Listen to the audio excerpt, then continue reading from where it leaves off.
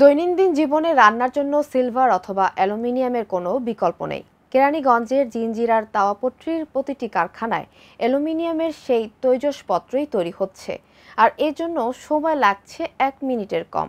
তবে বিদেশি তৈজসপত্রের ভিড়ে হারিয়ে যেতে বসেছে দেশীয় এই শিল্প। মেড ইন জিঞ্জিরা ঘুরে রিপোর্ট করেছেন শেখ ফরিদ। সিলভার অথবা অ্যালুমিনিয়ামের এই কারখানাগুলোতে প্রতিটি কারিগরের নিপুণ হাতের ছোঁয়ায় তৈরি হয় নানা তৈজসপত্র।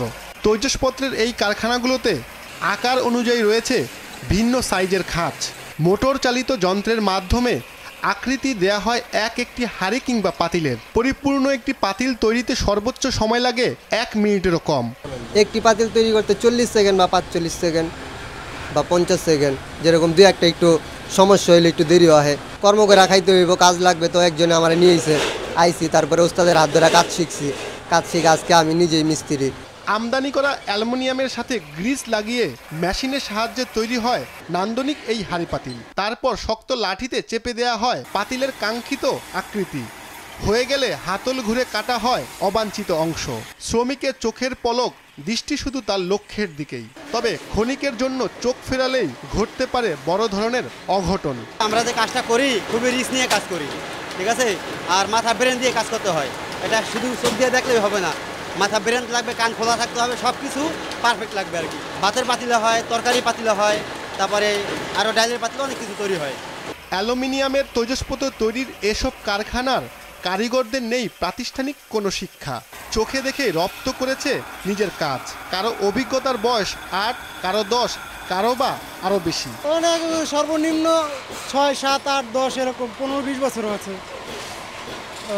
হেল্পার এখানে কাজ শিখতে সময় 5-6 বছর লাগে।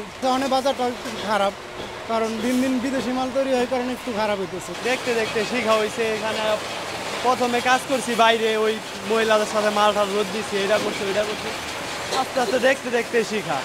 সিলভার অথবা অ্যালুমিনিয়াম দিয়ে তৈরি তৈজসপত্রের ব্যবসা আগের মতন নেই।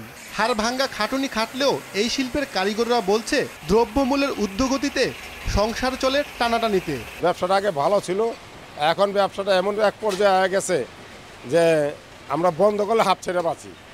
আমাদের পরিস্থিতি ভয়ানক রূপ ধারণ করছে। এটা ইন্ডিয়ারগুলো যাইত আছে বা অন্য দেশের তাইত আছে, ওগুলো চালু আছে। ওগুলো একটা 1200 টাকা কেজি, আর আমরা 300 টাকা কেজি আমরা বেচতে পারি না।